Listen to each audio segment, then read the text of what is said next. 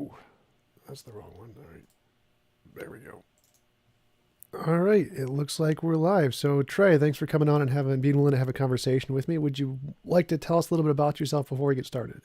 Sure. Yeah, I'm a I'm a born again Christian. I'm of the Reformed Baptist persuasion. I've been a Christian 33 years now. I'm 53 years old, so I was 20 when I became a Christian. I'm a dental lab technician. I work in this Kansas City area, and I'm self-employed. Um, I enjoy having conversations like this and bantering ideas about. Wonderful opportunity to learn and maybe share some ideas. And so I think that I had somebody, I don't know who it was, somebody um, and challenged me to go. He says, "Yeah, you got to have a conversation with TJump." And so I looked you up, and you're gracious enough to grant me an audience. So I appreciate that, and it's good to be here. Cool, thanks. So, I'm an atheist, by which I mean I don't believe there's any reason to believe in the existence of a God. Could you tell me what reasons you believe there are? And I'd like to tell you my thoughts on those positions and hear your thoughts on my position. Sure, that'd be great. Would it be possible for you to tell me a little bit about yourself? Because I really don't know anything about you. Have you ever had any kind of religious background, or you always raised in a skeptical home growing up? Or? Sure, I was brought up Christian for 18 years or so, and then became an atheist sometime in high school, late high school, junior, senior year. None of my prayers were ever answered, and so that's kind of what caused me to leave the faith. Okay.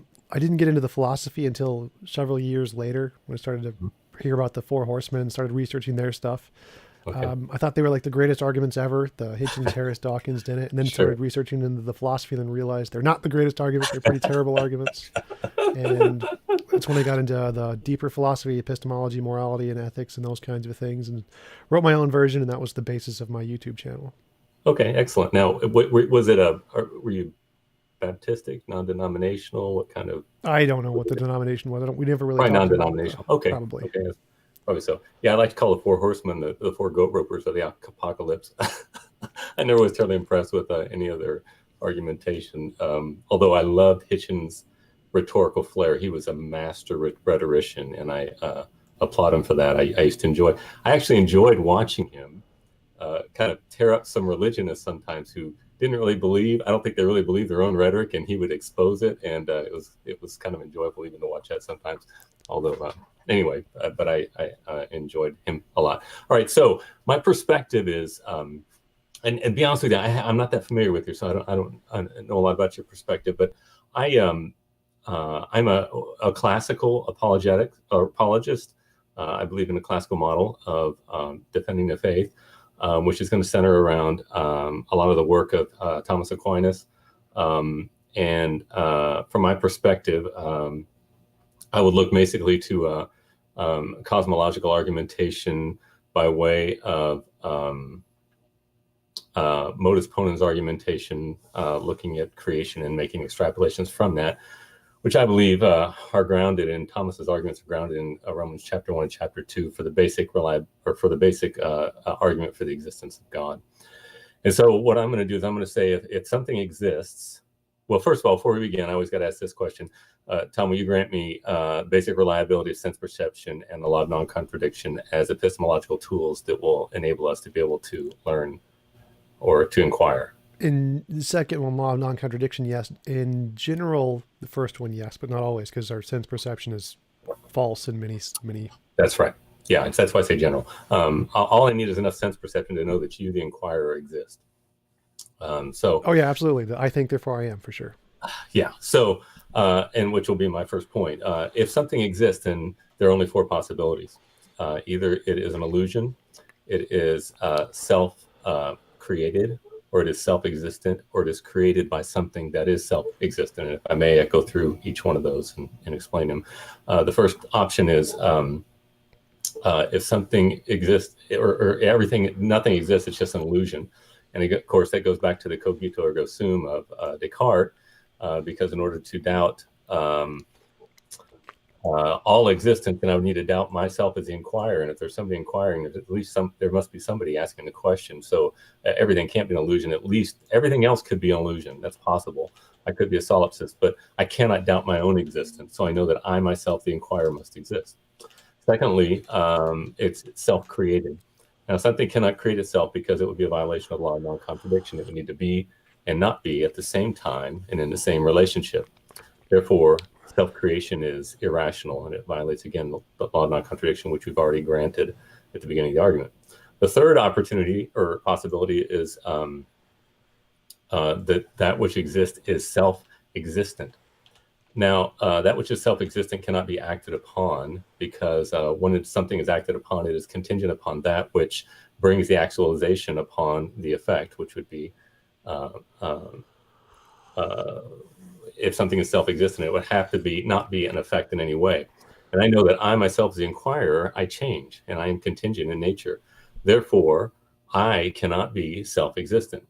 And so the last and final possibility is that which exists is created by something that is self-existent. Again, it's going to be an argument via modus ponens, in the conditional statement. If P, then Q. If contingency exists, then necessarily aseity must exist, because contingency cannot exist and not exist at the same time in the same relationship. In other words, it can't bring itself into existence before it exists, which would be the second option. So that's my argument. Okay, cool. So the Thomistic version, essentially. So I can grant that most likely there's going to be a necessary thing that grounds the existence of everything, but there's no reason to say that necessary thing needs to be a god or a conscious being. It could just be some feature of nature that we haven't discovered yet, like an eternal, all-powerful natural law that we just don't know about. So there's no reason to conclude that the necessary thing is a being or conscious, and we have pretty good reason to actually exclude those as possibilities. And I think that on its own is just consistent with everything you presented as an argument. Okay, so how do you, would you agree then that there is purpose within the universe? No. Okay, did you purpose to say that? Purpose is an adverb. You can't use it like that. It doesn't work in a sentence. You can't purpose to say something. No, you can use purpose as an adverb or as a noun, but it really doesn't matter. It's in other words, well, you used it as a verb. You said did you purpose to say that? That's a verb. You can't use it as a verb. That's not. Are you saying that the concept of purpose as an action does not exist? Yes, that doesn't even make sense. Purpose isn't an action. You can't purpose to do something? I'm not sure I understand what you're saying. No, purpose is like an intentionality. You can't intention something. You can have intention then do something, but you can't do intention. Okay, so intentionality does exist. Yes, you can intention to do things. So the universe does have intention. No, the universe does not have intention. We create intention. Are you a part of the intention? Are you part of the universe then? Yes. Okay, then the universe does have intention. No. Again, that's a composition division fallacy. You're equivocating between two different frames. Like, does intention exist as a thing, or is it a part of the universe? Like, gravity is a part of the universe. Gravity is something that exists in the universe. Unicorns are not, but I can imagine a unicorn. Does that mean it is a part of a universe because I'm imagining it? Well, clearly no, because there's two senses of the term exist as a part of the universe. One is does it exist as a real thing independent of minds? And the other is it an imaginary thing made up by human minds? And in the case of intention and purpose, those are made up things by human minds, like unicorns or leprechauns. They don't exist in the universe. Oh, so it's a lie. What? Intention is something that you make up in order as a crutch to help you make it through life. That's not true.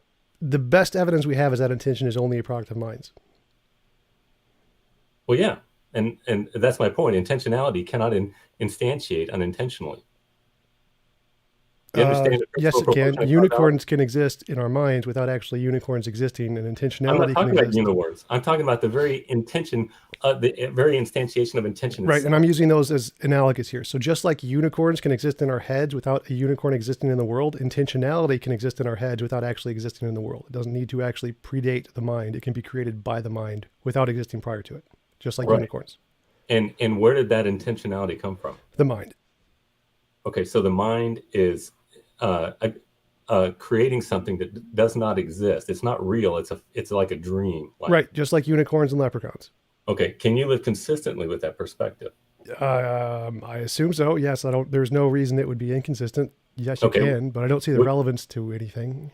Would you mind going and walking in front of the car that's moving in front of your house right now? I would not do that because I know the consequences of it. Consequences of what? Walking in front of a car, assuming What it's would moving, What would it be? being hit by the car. Is that a problem? Yes, I don't want to be hit by the car Why? because I don't want to be hit by the car. There's intention there, right? Yes. Is it real intention? It's a figment of my imagination. So no, it does not exist as a part of the universe, Okay. just like unicorns and leprechauns. Okay, so the very fact that your life does not matter is too hard for you to be able to live consistently with. So you've got to make up. No, that was all perfectly consistent. There's no contradiction there. Like, so intentionality can exist as a part of our imagination, just like unicorns and leprechauns. That doesn't make it any less true. So it's just not a part of the universe. It's Oh, just it a is part true. of our imagination. It is true that. No, again, you're equivocating. I've already covered this. Like the universe, unicorns do not exist in the universe, but they do exist in our imagination. So there's two different usages of the word exist there. One is as a figment of our imagination, and the other is as a property of the universe. Intentionality does not exist as a property of the universe; it exists as a property of our imagination. There's no contradiction there.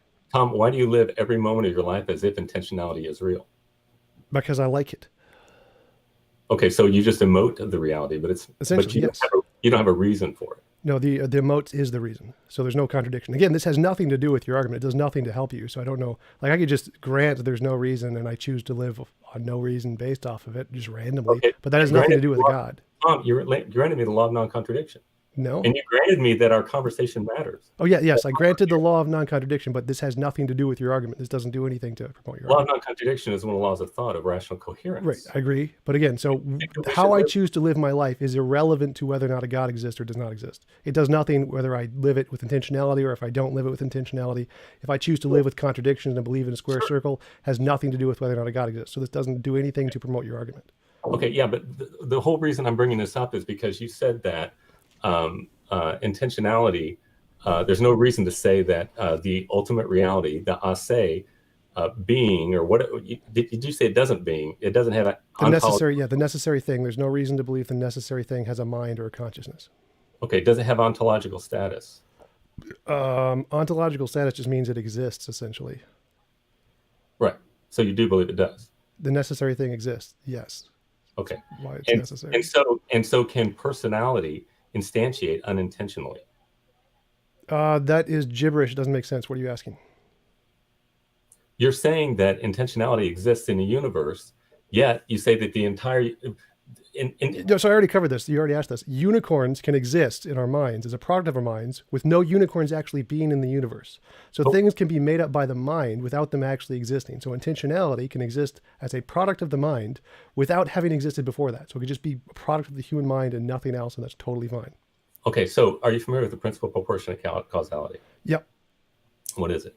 That things cannot create that which they don't have, something like that. Okay, you cannot have, like, for example, rocks creating philosophical society. Right. Okay. So what is it exactly like? I didn't phrase it exactly right. What is it? It's like things cannot come from something it doesn't have or something like that. Yeah, something cannot impart a property that it itself does not have the capacity. Right. Composition division fallacy, immediately wrong. Everyone discards it in philosophy. Like walls can come from bricks, but no brick has the property of wall. Suns can come from atoms. No atom has the property of sun. Oceans can come from purpose. It doesn't matter. It's a composition division fallacy, regardless of whether it's material or immaterial.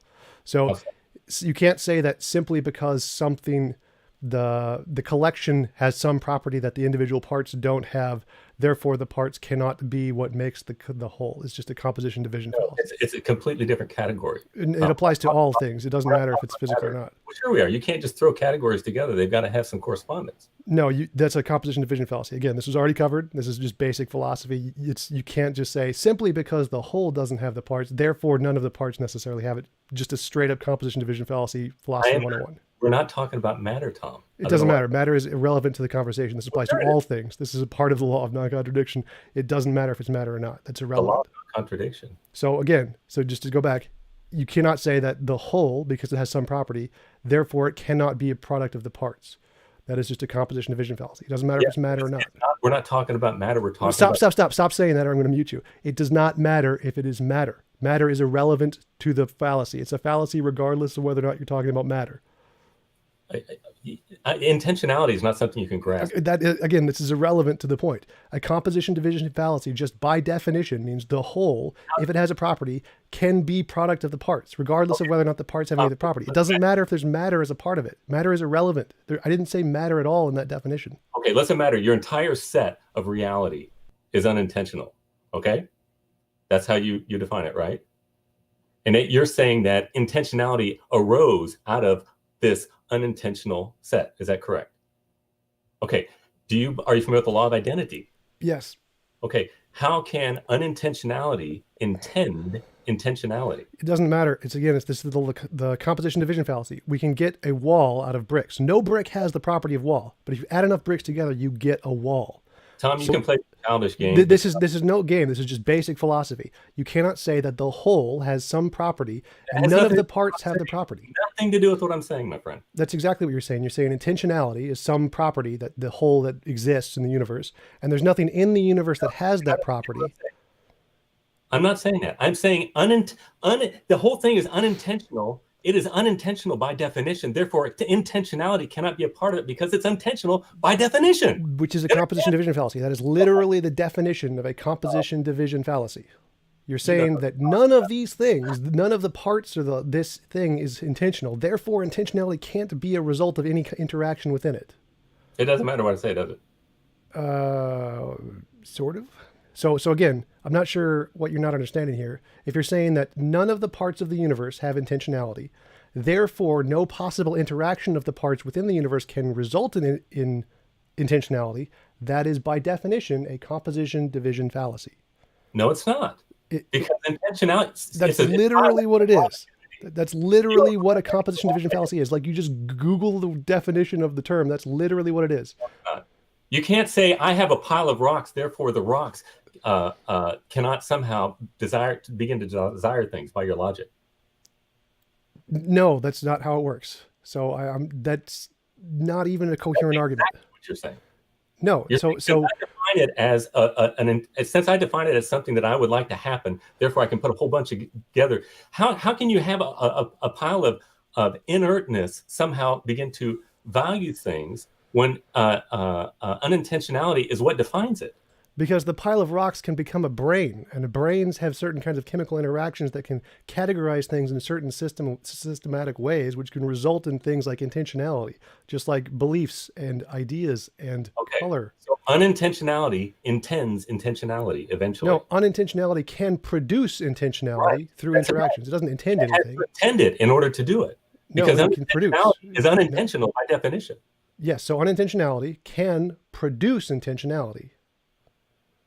Just like bricks can produce walls, even though none of them have the property of wall.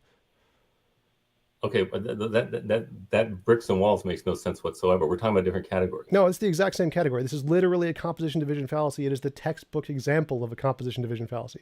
So unintentionality, like a pile of rocks, if given the correct interaction, can produce intentionality, because intentionality is a result of the interactions of the rocks. Yes. Okay, so is love a real thing? It's as real as any other emotion, so it's just a product of the brain. Okay, does it matter? I don't understand the question. Does it matter?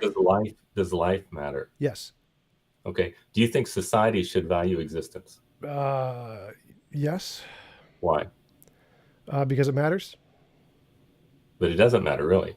It does matter, but again, this is this is just my pure subjective opinion here, but this has nothing to do with whether or not a God exists. Like, well, sure it does. Because so? unintentionality cannot exist, or intentionality cannot exist unintentionally. This is the whole thing. I already disproved that. That's a composition division fallacy. I mean, you keep coming back to this, but I've already proven this factually wrong. I can just QED, philosophical done, composition division fallacy. You're special pleading. The composition division fallacy is just a textbook philosophical fallacy. Fallacy whatsoever. It is. I mean, if you just want to disagree with that, you can, but you're just wrong. I mean, this is the textbook definition of one. Like, if you want to take that up with philosophy and try and publish a paper to disprove just common, well-established philosophy, go for it. But all I need is law of identity, my friend. No, I've already disproved that. So you're just making a composition division fallacy. I mean, if you want to argue against that, feel free to publish a paper about it, but it's not my area. Go for it. But your example of saying intentionality can't come from unintentionality is just a composition division fallacy. It's the textbook example. Yeah. Okay. Well, what else are we going to talk about? What else do you got? Because that argument was easy enough to disprove. Do you have any others? Your applause is to an audience of one, my friend. Well, no, I mean, this is just common philosophy. Like you can just No, Google any philosopher and ask them this exact question, and they're going to give you the same answer. I mean, this is one of the common rebuttals to Aquinas. It's just obvious. Like, no, it doesn't work that way. you cannot have unintentionality instantiate. You can't have walls. You Unintentional. can't have walls with bricks. Like, no. Walls Well, and bricks are material. They're not material. gold. They're Again, not I already covered that. It has nothing to do with material or Is a brick non-material. teleological? The philosophical composition Answer the fallacy question, Tom. Is a brick teleological? is a brick teleological. Yeah. Yes. No, it's a matter. You need to have an efficient cause. in order to have Teleology power. is design. It's organized design. So yes, is bricks designed? Yes, bricks are designed. So do they have teleology? Yes. No, do bricks have purpose? I'm not talking about Yes. material. I'm talking about. I'm sorry. Yes, we give bricks purpose. That's why. No. Bricks. Do they have purpose? Are they purposeful beings? Well, a being is just an object. So an object that we make has purpose that we have imparted onto it, but it doesn't have purpose inherent in its essence. If that's what you're asking. Okay, so it does not have telos in and of itself. In other words, the brick making the wall is not teleological. That's the matter. That's the material cause. How do you equate? No. Teleology is just design. So this has nothing to do with the composition division fallacy. A composition division fallacy applies to all things in all possible worlds, regardless of whether they're physical or non-physical or natural or supernatural. It doesn't make a difference. You cannot say that the whole. But it doesn't apply to this concept we're talking about. Again, so the composition division fallacy is that you were saying that the whole has some property which cannot be produced by any of the parts. So if you're saying that unintentionality cannot produce intentionality, that is a composition division fallacy. No, it's not. Yes, it is. It's a definitional thing. Unintentionality is unintentional. It That's can't correct. be anything other. But you're saying it can be intentional. Right. Just like I can say no hydrogen atom has the property of ocean, but if you add enough of them together, you can get an ocean. So We're talking about efficiency here. We're not talking about matter. It doesn't make a difference. Again, so you keep bringing up matter, but I've already covered that. So you can say unintentionality, some property, some object like a brick has no intentionality, but or a particle has no intentionality, but if you add enough particles together, they can get intentionality by producing brains. So unintentionality by particles, if added together, can cause interactions which can produce intentionality. Okay, so intentionality is a real thing then. As real as any other emotion. Okay, so it's objectively true that there's intentionality in the universe. In the universe, yes. A part of the universe, no. I don't understand the difference. Unicorns exist in our minds. They do not exist in the universe. I already covered that. So we can imagine things that are a part of our head that don't exist in the universe. They're not a function or a property or an essence of the universe. They're imaginary. They're a product of the mind. Emotions are a product of the mind. Okay, but that's not real. Again, real can mean two different things. So yes, it's imaginary, which means it's not a part of the universe independently. It's a product of the mind. So intentionality is a product of the mind. And intentionality can be the result of unintentional material forces all on their own. There's no intentionality in the universe. It's just a property of the mind. So it's not real, like you said. Okay, but Tom, why do you live your life as if it is real? Again, this has nothing to do with the way I choose to live my life or not is irrelevant to the question. You could just be asking this to a computer. A computer can tell you this answer. So it doesn't matter. Like you keep saying, well, how do you live your life? It's irrelevant. If you asked a computer, can unintentionality come from intentionality? It gives you the same response, and it doesn't have a life. So asking it how it lives its life is irrelevant to the question. You say something is true, but you can't live consistency with what you say is true. No, I can live perfectly consistently, but again, this is irrelevant. An argument that is inconsistent is an argument that fails, and that's where you're at. No, again, so the argument can be consistent independently of how I live. The way I live is irrelevant you're making to the argument. And you're asserting it to be true. Yes, but that is irrelevant to how I live. How I choose to live is irrelevant to the argument. The argument is true or false, independent. Tom, you're saying my view does not work, but that doesn't matter because it's inconvenient. No. Again, so I can live perfectly consistently with everything I've said. No, but my point is that can't. Yes, I can. I can do it. You don't. Yeah, I do. You're having this conversation right now in direct contradiction to what you say. No. You're saying nothing matters, but you're trying to argue for truth. No, I'm saying there's no objective matter as an essence of the universe, but I'm saying matter, purpose and meaning are parts of the brain, which are a product of our interactions. That doesn't make them any less meaningful. But they're making up lies about reality. That's totally fine. But you're not living that way. So steak tastes good, but this taste isn't like a true thing in the universe. It's just a product of the mind. That's totally fine. I still like steak. So that is perfectly consistent in my worldview. Meaning and purpose don't need to be an objective thing independent of the mind. They can still be a part of the mind, and I choose to do them. Like hunger can be a product of the mind, but I still choose to eat.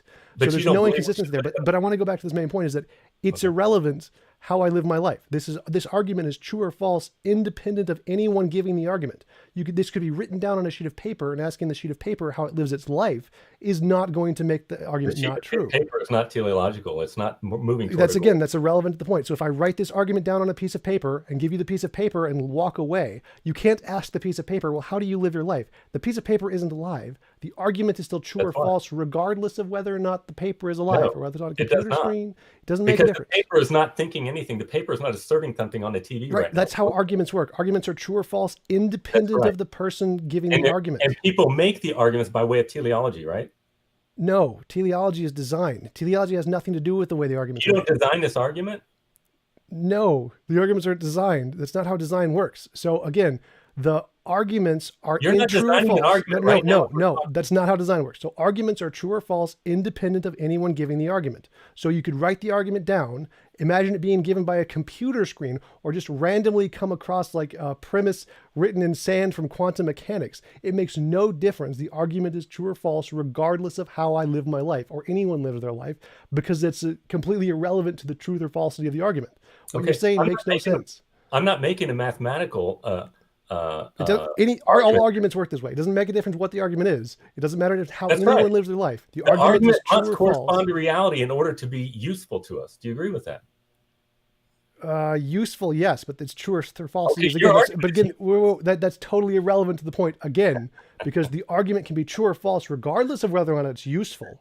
You can make mathematical arguments about infinities that we have no action or interaction with. They're still true or false regardless of whether or not they're useful. So nothing you've said has been anything about the argument yet. So to go back, the way a person lives their life is irrelevant to the truth or falsity of any argument they make. So you keep bringing that up. There is no inconsistency with my view. I can live perfectly consistently, but again, that has nothing to do with the argument's truth or falsity. Like I don't want to have to explain this very basic philosophy to you. It's very simple. This chat room smells like poop, and somebody's got it in their shoe and doesn't realize it. Yeah, probably you, because this is basic philosophy. Like you keep saying, "Oh, how do you live your life?" as if that somehow affects the argument. It's everything, my friend. We are here to search for truth. That's great. That's great. But how you live your life does not affect the truth or falsity of the argument.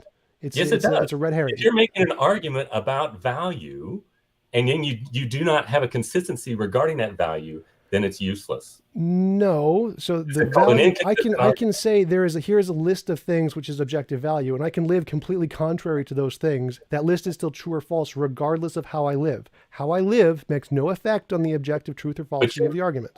But you're making an assertion about the reality of value in this universe, and you live exactly contradiction to it. Why would I listen to you?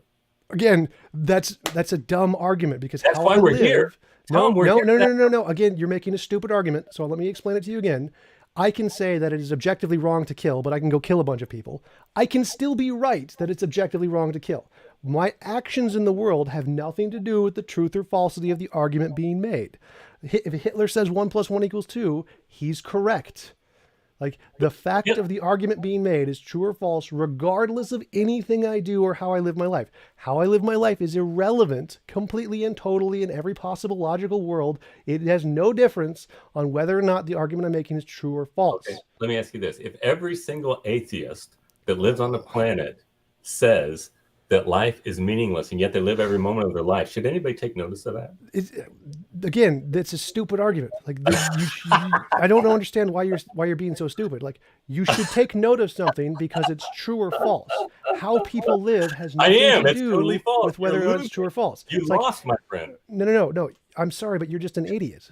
Like if I said 1 + 1, if all of the atheists said 1 + 1 = 2, and when all of the atheists murder people, should you discount them? No, because their statement is true independent of the people making it. 1 + 1.2 has nothing to do with what we're talking about. I'm trying to make it simpler because you're too stupid to understand. Because you lost the argument. No, because you're too stupid to understand. Like, do you not get this? So 1 + 1 = 2 is true independent of who is saying it. Yes. I don't doubt Great. that. We're So, not okay, talking about now one pull plus your one head is out of your two. ass and say values. If I say a value, like killing people is wrong, it doesn't matter how many people I kill. That statement is still true or false, independent of how I live my life. Do you not see that those are the same thing? I wonder if this video will make it to the. Do you not see that those are the same thing?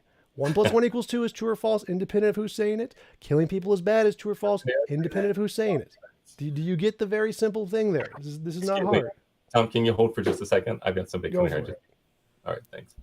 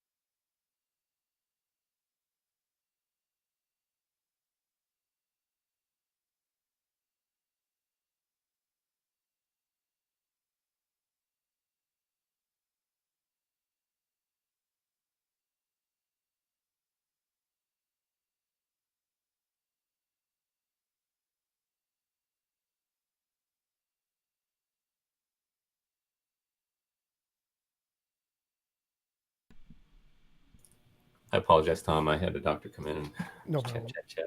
So, What happens? You got 2 pairs of glasses on. oh, Okay, all right. so So where were we? I wanted to go back. So like if Hitler said there are some values like killing people is wrong, but he chooses to kill millions of people, Mhm. like, and your response is, well, why would we take him seriously? Well, we wouldn't. The fact of whether or not it's right or wrong to kill people has to be assessed independently of the one saying it. The argument and the person saying it are independent things. They have no connection between the two things. So whether or not, if I say there is value or if I say there is not value, those two statements, one is true and one is false regardless of how I live my life. And Right. how I live my life, no matter how it is, will not change the truth or falsity of those two statements. Okay, but with the Hitler scenario, you're saying basically you're already assuming there's value. Well, no, no, Do you no, see no. the Again, so problem? this is like, if there is value or there is not value, one of that statement, if I said there is value, that statement is either true or it is false. Law of non-contradiction. It has to either be true or false. And now it doesn't. Now, no matter how Hitler lives his life, he could kill lots of people or save lots of people. It will have no effect on the truth or falsity of the claim. Killing people is wrong. Do you follow? No, because you're assuming the very thing that we're talking about. Well, no, there either is value or there is not value. Law of non-contradiction, right? So Right. if Hitler says there is value, either that statement is true or false. It's one or the other. Law of non-contradiction. It can't be both, right? Right. And Yes. so, and The how Hitler law. lives his life can't change the truth or falsity of that statement. That statement either is true or it is false, and nothing Right. Hitler does is going to make it any more But that true. doesn't matter. You're assuming that's the very thing in question here. No, You no, can't say no. that both exist and doesn't exist. Right. So I'm saying either it's true or it's false. I haven't assumed anything. I don't know if it's true or false. I'm just saying either it's true or it's false. So I Right. haven't assumed anything.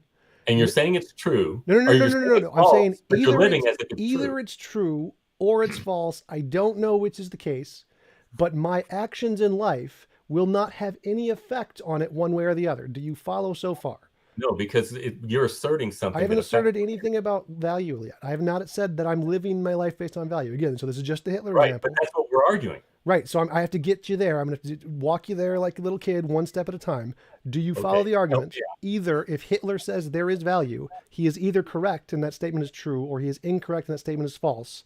And no way how he lives his life is going to change the truth or falsity of the statement. Do you And follow what just that part? and what is the efficient cause that determines whether he is true or false? Why are you avoiding the question? Do you I'm follow not. that part? You got to answer my question. If it is true objectively, I asked whether you Hitler first. Could you is right please? or wrong, Could you his statement is please? right or wrong. How do you determine that? You don't need to determine that. This is just the law of non-contradiction. You don't have to Okay, determine anything yet. there Just must be for the somebody outside watching it. Do you understand that? no. Again, this is the law of You're non-contradiction. the one who's outside, standing outside the scenario, saying, "I'm going to judge whether it's objectively true or it's No, no, no. objectively." I'm not going to say it's true or false at all. I don't care if it's true or false. It is irrelevant whether it's true or false. I'm just saying either it's true or it's false. I'm going to make no judgment either way. I don't need to. So Okay, there's no truth or false here. then It's you're just making no assertion. that's correct. This is Even just in this scenario, right now, you're talking about Hitler. It doesn't matter because there's nobody watching. that's irrelevant to the point. Again, this is just the law of non-contradiction. Do you or do you not understand that the argument is independent of the person making the argument, and nothing they do can have any effect or the No, it's truth not or independent. falsity of the argument? It's not independent because there's got to be a mind that's Do discerned. you or do whether- you not understand that the argument is independent of the person making it? Of the individual person making it, yes. Correct. So the way I live my life has no bearing at all on the truth or falsity of the argument I'm making. Correct. Yes, it does because you're the one making the assertion. No, again, this is I don't know why you can't understand this. It doesn't make a difference how I live my life. The It absolutely statement I does. It say, makes all the even if I'm completely insane and just saying gibberish, the Because you're the gibberish one- statement can still be true regardless of whether or not I recognize what the statement means.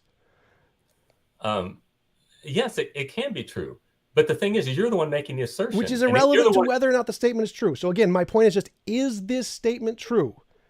And you bringing up my actions in life have nothing to do with whether or not this statement is true. It's irrelevant. It's called a red herring. No, it's called you're not able to live consistently. What you say is true, so you're not saying what is No, true. I can perfectly live consistently, but again, my major No, you point can't. is that's a No, you stupid can't. argument because it has nothing to do with the truth or falsity of the claim. You have admitted already that no atheist can live consistently. No, with I what is never admitted that. true. All atheists can live perfectly consistently. The So, point so is that all atheists live in contradiction to what they say is no true. atheist lives in contradiction with what they say. They are all perfectly consistent. But again, the point I'm making is what you're saying is complete stupid because it doesn't matter. Even if I say you're right and all atheists live completely inconsistently, they're still, the argument they're making can still be true regardless of how they live. How they But- live makes no difference to the argument. How do you determine them? The This law is of the whole thing. non-contradiction. I just proved this. No, you didn't. You did not prove If something. Hitler Something cannot says be 1 + 1 valuable equals and 2, invaluable at the same time in the same If relationship. Hitler says 1 + 1 = 2, the argument he's making is true or false, independent of the way he lives his life. The person making the argument has no bearing on the truth or falsity of the argument. So it doesn't make a difference how many atheists can live their life consistently or inconsistently or non-logically. Some quantum logic, some inconsistent violation of the law of non-contradiction makes no difference. Okay, Because the let's try this. arguments they're saying are still true or false, independent of anything they do at all. Okay, let's Nothing try they this. can do can affect the argument. Okay, let's imagine you say that Hitler, or let's say Jim Bob says that 2 plus 2 equals 4, and yet he lives in such a way that he tries to make everything 2 plus 2 equal 5. Okay, I can grant you that 2 plus 2 is 4 is true independent of how he lives his life. But we're not talking about that. We're talking about value itself. In other words, you can say that life is meaningless, yet you live every moment of your life as if it's not true. I have a right to say, you know what? I don't think you're right, because because I'm saying it can instantiate unintentionally, and you're saying it can instantiate unintentionally, and I got to say which side looks most consistent with reality. And yours is incoherent because you're inconsistent. Mine is consistent. I'm completely No, nothing you said makes sense there. So again, you're saying that I make a value statement and then I don't live in consistently with that value statement. Value statement, value period. Right. So I make a value statement. I'm saying their value exists or value doesn't exist or whatever. And you're saying I don't live consistently with the statement I made. But that has nothing to do with the truth or falsity of the statement, does it? It has, yes, because you're assuming value in the statement and in the conversation you're having. No. It doesn't really matter. No. Again, I've covered this. Nothing I believe, nothing I say, nothing I can do is irrelevant to the truth or falsity of the statement. If I just say gibberish and I know nothing, I'm completely insane just saying gibberish, the gibberish can be true regardless of anything I believe or say or do. The person making the claim is irrelevant to the truth or falsity of the claim. So if an atheist says value exists, you have to assess that statement independent of the person making it. The person making it is irrelevant. You have to discount them completely. This is just basic ad hominem nonsense. You can't say, well, you're an atheist, therefore this statement must be false. It makes no sense. I'm not making a statement. It's exactly what you're saying. You're saying, no, you don't live consistently with the statement you made, which is irrelevant to the statement. The statement can because be true, value is necessarily linked to human action. Do you understand that? Which is, again, you've said nothing. Again, so the argument is value exists, and you're saying, oh, but you're an atheist and you don't live consistently with that statement. Like, because you're saying that value doesn't exist. Right, sorry. So if I'm an atheist and I say value doesn't exist, and I live my life as if value exists, that doesn't make the statement any more or less true. That statement, value does not exist, is either true or false, regardless of anything I do in living. But part of your evidence is to say, what do we have in this world via causalitatis is what we're doing right now. We're looking at the universe and we're saying, what best explains reality? And you're saying, well, there's no value, but I don't live that way. And I'm thinking, okay, I do think there's value and I do live that way. Who should I be listened to? Neither. That's the ad hominem fallacy. It's not about who said it. If you're trying to assess the truth of the statement based off of who said it, that's either an ad hominem. I'm saying whose argument corresponds to reality. Correct. That's something. No, you're right. So you have to take the statement and then assess the evidence behind the statement. That's exactly right. But how you live your life is irrelevant. Is the evidence. Makes no difference. That is the evidence. No, again, that's irrelevant. It's value we're talking about. It's teleology. No, again, I've already covered this. If Hitler says killing people is wrong and Hitler kills lots of people, that isn't evidence that the statement he made is wrong. I hope this doesn't disappear into the ether world. This is fairly easy logic. Hitler says killing people is wrong, but he kills lots of people. The fact that he kills lots of people is not evidence his statement is wrong. His actions in life are not evidence. That's the problem. You keep saying, well, we like to do this stuff, therefore it's evidence it's real. When Hitler said, my view is correct, that life does not matter, it doesn't, again, the whole scenario, where we're looking at the entire scenario, is assuming something about value. And so the way that the person lives who's making the assertion is fundamental when you're talking about value. No, again, that's an ad hominem fallacy. It's immediately wrong. Now, you can make the argument that most humans tend to act in a way that is for value. You can say that and use that as a counter argument. You cannot say that the way you live is a counter argument, because that's irrelevant. The way one person chooses to live, the person making the argument, is irrelevant to the argument. You have to say that most humans choose to live with value, and that's my argument. I'm saying that value exists. You cannot say that you're a person that you don't live consistently with that argument, because it's irrelevant to the argument. I'm not talking about you specifically. I'm talking about every single person who says there's no value. Every single person. Right. And so you can say that humans in general tend to act with a system of value, therefore value exists. You can make that argument. You cannot make the argument that some person is acting inconsistently with their statement No. as if that's evidence. That's not evidence. I'm saying value cannot instantiate unintentionally, and I'm saying you are a demonstration of that in the fact that you say no, value Okay, that was can't. all gibberish. That was all gibberish. You're gonna have to. And you're saying value doesn't instantiate unintentionally. You're saying value does instantiate intentionally.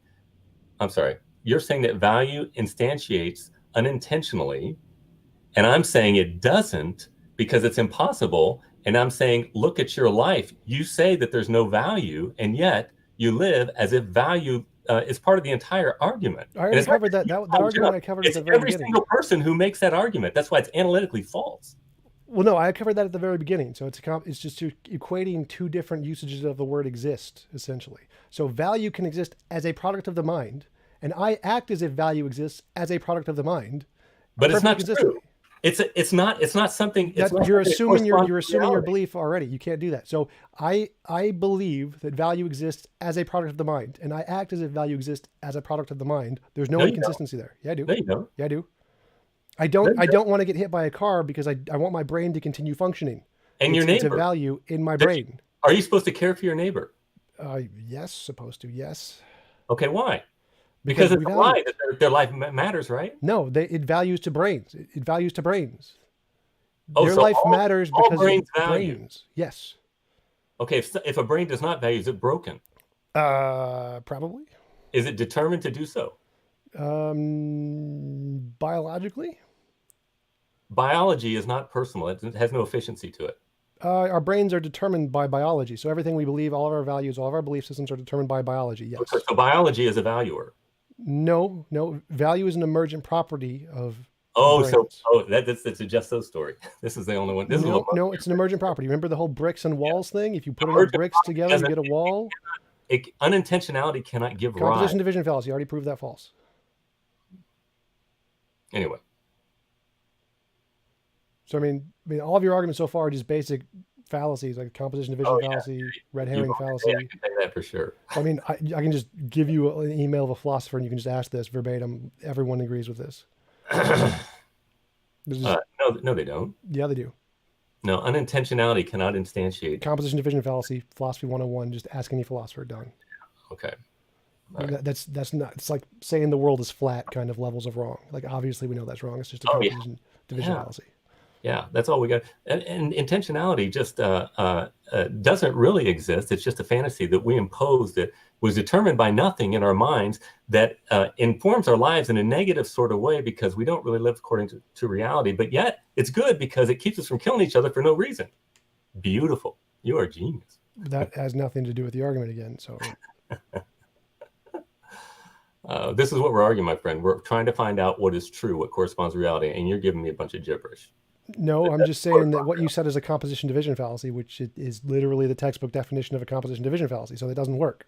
So value and intention and purpose can all be a result of a brain, which is matter, non-intention, non-value, non-purpose, interacting and creating those things, just like water can interact and create oceans or rivers. Just like rocks have philosophical societies and art museums. Yes, they do. They're called brains. The matter itself. Yes. If you put enough rocks together in the right chemical compositions, they can produce emergent properties called brain functions, and which can produce cathedrals and art.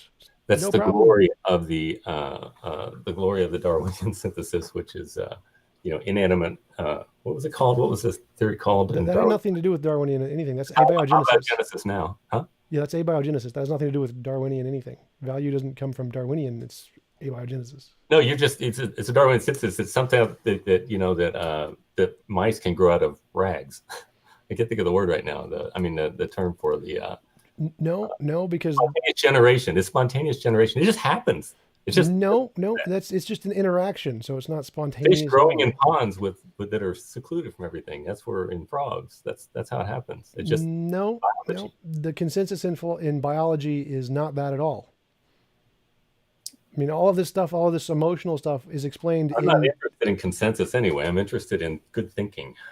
Yeah, good thinking is usually based off of the consensus. Like they're the ones who actually understand it better than we do. So if they've probably if the vast majority of them, the Copernican revolution was consensus. Not at the time, but it is now. So if you have evidence, Yeah. yes, Darwinian yes, synthesis yes. is not So unworkable. again, the consensus is the most reasonable conclusion for anybody who understands the topic until you have better evidence to show otherwise. and it You have and no it better changes evidence. and it changes all the time, right? No, not all the time. It does change though. Really? Yes. So we are no longer It changes rarely. geocentric. It changes very rarely under conditions of It extremely changes all powerful the evidence. time. No, Science is no, changing all the time, Tom. You no. know that. The science is not changing at all. It's just the things we understand with science are changing. We That's get better right. tools. The Science is the discipline, same. empiricism doesn't give great deal. You No yourself said to one, me in most this people aren't conversation empiricists. Empiricism died a that our long time senses ago. trick us, so therefore it must change all the time. No one's an empiricist anymore. Like What's that? most people are not empiricists anymore. Empiricism What are is they? long gone. Fallibilists. Which is what? I don't know what that is. It's a position in philosophy that we can have knowledge without absolute certainty. And knowledge is made by way of the senses, no? No, some knowledge is, but you also have conceptual knowledge like math and logic, which is not made by the senses. Okay, but generally speaking, our society is one that is marked by epistemological. It's mainly scientism that No, your senses are it. no. Scientism is the position that science is the only way to gain true knowledge, which essentially everyone rejects. We accept. No, everybody doesn't reject it. I think that it's stupid, yeah. No. But no, It's it's a very popular held you perspective. can just Google like the surveys, the Phil surveys paper in philosophy and scientific research. Most people reject scientism completely because there's other kinds of knowledge. Like science is just a The way. majority of the scientific community today rejects scientism. Yes, they accept that there's other ways to gain knowledge that are not scientific. Science just gives us a certain kind of knowledge, which is knowledge about the world. So there's other kinds of knowledge which are conceptual, which have nothing to do with the world, and you can get those without science. Right. So, and you would agree that matter is not all there is. Matter and energy and motion is all we have reason to believe for the time being. Okay, well then how do you have conceptual realities like Emergent property of the brain, same way you have oceans. abstract mathematics? Same way you have emergent properties like oceans from combinations of water. It's an emergent property of the brain. Oh, and they never change? Emergent properties are perfections? Perfections aren't a thing. There are languages like logic and math are formal languages made up by humans. They don't change because they're descriptive, but they do actually change because there used to not be a zero, and now there's a zero. There's formal ways to express human things. constructs. Mathematics is a human construct? It's a language to describe reality. So yes, Okay, does reality exist apart from the language? yes, Okay, so then the language is not the reality. correct. The language just describes the So reality. mathematics is not a product of the mind. Mathematics is the language. So mathematics is a product of the mind. It just describes reality, and reality is not a product of the mind. Okay, are the mathematical principles, say the Pythagorean theorem, is that a product of the mind or is that Yes, reality? that's a product. That's a language product of the mind. Okay, so the order that comes from Pythagorean theorem is something you made up in your head and I made up in my head, and they just happen to be the same. No. I can make up like a different theory and call it Pythagorean theorem, and it would just be wrong. The reason Okay. Pythagorean theorem is the one we use is because it describes reality. It corresponds That's to right. reality. That's right. It's reality. It's not you. So Now you- like if I say I have a box and inside this box is a rabbit, and let's suppose there is actually a rabbit in the box, I could say, well, there's also a lizard in the box, but that would just be false. So the box with the rabbit in it is true, that description I'm giving, because it corresponds to reality. So the Pythagorean theorem is only true because it corresponds to reality. I mean, we can Right. make up a different kind of mathematical equation. exactly It doesn't, but it's just a figment of language. Just like if I So say the Pythagorean theorem is reality. the We discover it. We don't create it. No, the Pythagorean theorem describes reality. Just like if I say there is a capital of Ireland, that statement describes reality. It is true Right. because it describes reality. The statement is not real. The statement there Right. is a capital in Ireland is not like a real thing. It's just a made up language. The Pythagorean theorem, the actual letters and numbers in the organization, is just a language, just like saying there is a capital of Ireland. The fact that it corresponds to reality is what makes it true. So there's a reality independent of the math, which is what's true and what the math is describing, just like the word there is a capital of Ireland is describing the reality that there is one. Well, it describes though the reality, the way that certain shapes can relate, and it's objectively true outside of our language. Right, just like saying there is a capital of Ireland is objectively true outside of our language, but the language is subjective. The language is made up by humans. No, So I the don't disagree with that. the math, the Pythagorean theorem as written out on a sheet of paper is made up by humans. Well, the symbols that we use, but the reality that it points to is not made up by humans. That's the point. Right. But so the You got reality and the you math got are the separate sign, you got the things. thing signified, and then you got the thing that it's the referent that it Right, has. right, right. So math as an entire field, everything in math is just a language. What Right. the reality that exists independent of the math is true independent is not is the thing it's referring to. But math as an entire field, all of mathematics is just a language. Yes, I can say that, but the reference, the thing that it refers to, though, is not just a language. Our Right, right. No, I description of agree. it So is reality language. is a thing. Reality exists. I agree. And Right. it refers to reality. Right. And is all of reality contingent? No, there's the necessary thing. Okay. Is a necessary thing distinct from the contingent? Yes, by Okay. definition. So there's two types of ontologies in this universe, right? Those are classification systems. It may or may not have anything to do with ontology. What do you mean? They're not the same. They're not the same ontos. They're not the same being. Well, it's like saying I can have one, like suppose my left finger happens to be the necessary thing, and every other part of my body is a contingent thing. So No, everything else. your finger is affected upon, so it This is can't be just the necessary thing. an example. So if I have my It doesn't. finger is the point again, not relevant to the point. So if my right finger is the necessary thing and my left finger is a contingent thing, everything about my left finger can change and deteriorate and do whatever, but my right finger is still going to be unchanged. So the necessary thing could be a part of the contingent things No, in some sense. Yes, it can. something cannot change and be unchanging at the same time in the same relationship. Law of non-contradiction. Once again. No, again, that's not how it works. So you can Oh, have it's not. parts you can have parts that change and parts that No, don't change. So no, because so ultimate reality is many and not one. yes, obviously. Okay, so everything. So part of it is changing, and part of it is not changing. Right. Okay, so how do you have the unchanging part be affected by the part that is changing and still be self-existent? No, it wouldn't. The part that's not changing would affect the changing parts, not the other way around. Say it again. The part that is not changing would affect the changing parts, but the parts that are changing wouldn't affect the not changing part. But they're the same being. So how can one being be No, no, no. changing? It's like different parts, like my left and right finger. Like again, so you're equivocating between being and saying like one being is the collection of all the things together, which may change, but the part of it that isn't unchanging may not change. So there's no contradiction there. It's pretty simple to understand that there could be a part of something that is unchanging and other parts of the same collection of things that are changing. There's no contradiction there. It's a necessary part of reality. If you grant that there's a necessary thing, which is a part of reality, which is like a god or whatever, then there's parts of reality that are changing, which are like us or the contingent things. So there's necessarily the necessary thing and the contingent things, and they're both parts of reality. So, but reality, there's not a contradiction about reality there. Okay, one ontology cannot be an admixture of contingency and self-existent at the same time in the same relationship, because the part that's contingent, Right. part that changes, is not eternal, right? Right. So I wouldn't say that. I'm saying that just like reality has a necessary part and contingent parts, the necessary thing is on its own, is a necessary thing, it's unchanging. But it Okay, can still be connected to the other parts just like it's part of okay, reality. is a connected part eternal? May or may not be. May or may not be. It can't be contingent if it is. Right, but the connection to the contingent parts doesn't make the parts that are contingent not exist. So the connection can be necessary, but the contingent parts are not. Hey Jay, huh? Happy New Year. Haven't seen Happy New Year to you. How you been? I'm doing good, thanks. Yeah, You gonna come? yeah. I'm talking to somebody. I'll see you Monday. Okay. I'll pick up a check Monday. Oh, Did I already pick it up? no, you didn't. Yeah, I'll get it for you. All right, thanks. Sorry. So yeah, you can like it's the same thing. In reality, there's the necessary thing and there are the contingent things, but they're both connected by reality. They're both in the category called reality. So in the same thing, you can have whatever reality is and whatever the necessary thing is. It can just be a natural necessary thing, and there are natural contingent things, and there's different, but they're still What do you they're mean both by natural? what What do you mean by natural? uh, just the opposite of a god, just Ah, sciencey stuff. There isn't well, like a there isn't like a nature is changing.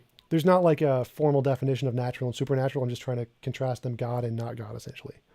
Okay, because it's convenient for your argument. Well, But it's just trying to you, express a point. you It's can't not, have a God and the thing that it creates being eternally self-existing all at the same time in the same relationship.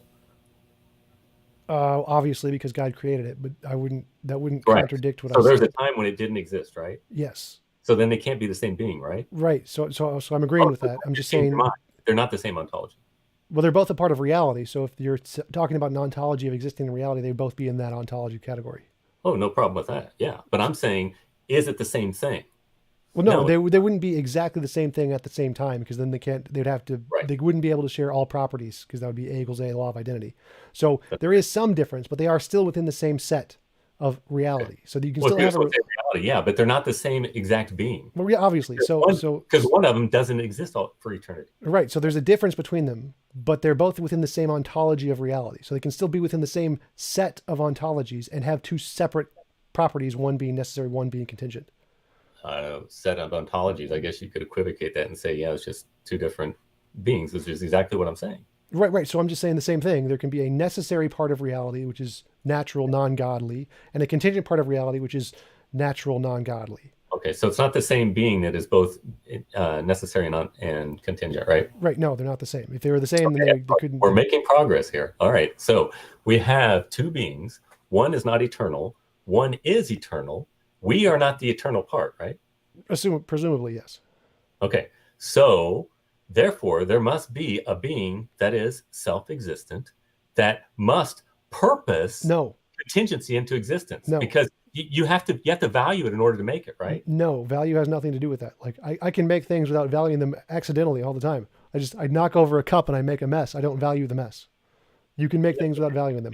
Did you purpose to move, to do the knocking over? Sure, but the particle didn't, and the particle can knock over the cup just like I can. And on your point, it was an accident, right? Yes. Okay, so accidents do not happen by self-existent beings because they are infallible. No. There's fallibility is a value judgment, so you're circular reasoning. For example, there could be a quantum particle, which is a necessary thing. The necessary entity is a quantum particle. No, quantum particle is not necessary. Yes, it can be. Anything can be necessary. You can't prove what necessary. It can be contingently necessary, as you could say it's a fundamental particle of the universe, but you cannot say it's ontologically necessary. No, I can say it's ontologically necessary. I can say that there is a fundamental part of reality, which is a quantum particle that we haven't discovered yet, which is the ontologically necessary ground of all existence. Okay, yeah. Well, okay. Now we're just equivocating names. No, it's not conscious, so it can't be a god. So it's just like a quantum particle that we discover in Earth, but it's just has the necessary quality to it that we haven't discovered yet. So it's just like any other quantum particle, no consciousness, no mind, no personality, no intentionality, no purpose, and it has a certain set of properties, and those properties can collapse in such a way to produce the universe just as it is. Oh, so those properties must change. No, they're just eternal, essentially. Okay, so is it a whole bunch of particles together that are composed? No, it's just one. Just one quantum particle. One thing. Well, how could it collapse? That's just how quantum particles work. I don't know. I don't know. Like, it changes. Ask a physicist. You see a problem with that, with it changing? No. If something collapses, it changes. Quantum particles can exist outside of space and time. So if God can essentially make a decision to create things outside of space and time, then so can quantum particles, and they have equally non-changing, or they're equally changing or non-changing, however you want to define it. I thought you said it was just one particle. It is. You just said quantum particles. There quantum can't particle. be more. I said one. Necessary. Quantum particle. Okay, so there's a quantum particle that created everything, and it fell in on itself, but it can't change. Exactly. Just like you can think God can make a decision without changing. So anything God can do, a quantum particle can do. So there's no problem there. All right, listen, Tom, I got to get going. I got a ton of work today, and I'm not going to be able to get done tonight. If I don't, I'll probably have to work tomorrow anyway. Sure, no problem. But I very much appreciate the conversation. Very stimulating and enjoyable, and I appreciate you for inviting me on. Maybe we can do it again. Yeah, thanks for coming on. I really appreciate it. It was a good convo. Okay. All right, we'll see you. Talk to you later.